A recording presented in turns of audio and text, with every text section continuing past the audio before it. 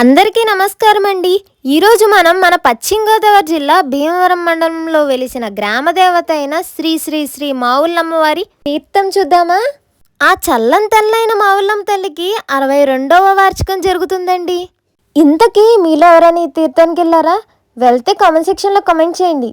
ఈ తీర్థం చాలా అంగరంగ వైభవంగా జరుగుతుందండి. ఎందుకంటే 30 రోజులు చుట్టుపక్కల ఊర్లో అందరూ ఈ తీర్థం చూడడానికి కంపల్సరీ వస్తారండి.